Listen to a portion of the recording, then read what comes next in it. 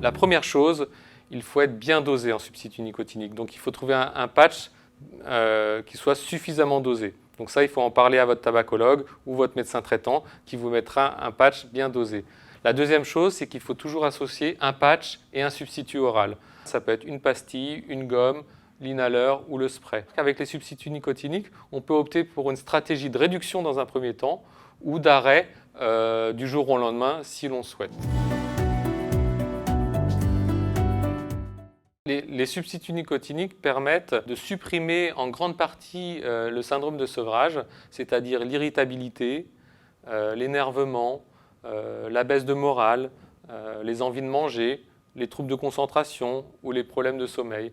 Donc c'est important de se faire aider parce qu'une grande partie de ces symptômes vont être supprimés avec l'utilisation d'un patch et d'un substitut oral. Si on s'arrête de fumer sans aide, on peut et on observe des prises de poids assez régulièrement. Le fumeur va se retourner notamment vers le sucre pour calmer ses envies qui sont assez stressantes et gênantes au quotidien. Donc pour cela, on propose des substituts nicotiniques oraux, en plus des patchs qu'on met en place, et qu'on peut prendre à volonté, qui sont sans sucre. On les donne notamment aux personnes diabétiques, donc il n'y a vraiment pas de risque, il y a des petits goûts, et qui calment en fait ces envies compulsives et qui vont détourner la personne de la nourriture et du sucre et des confiseries.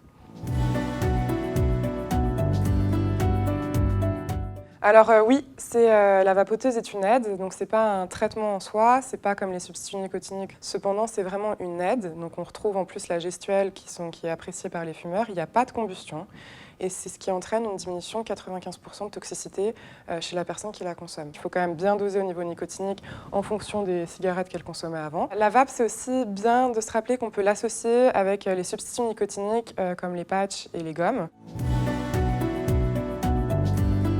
Eh ben non, c'est pas grave. On continue à garder le patch. On peut fumer avec un patch, ça c'est très important de le savoir. Donc il n'y a pas de contre-indication. La nicotine, elle est présente dans le patch et dans la cigarette. On prend plus de substituts nicotiniques oraux s'il faut, mais on garde le patch.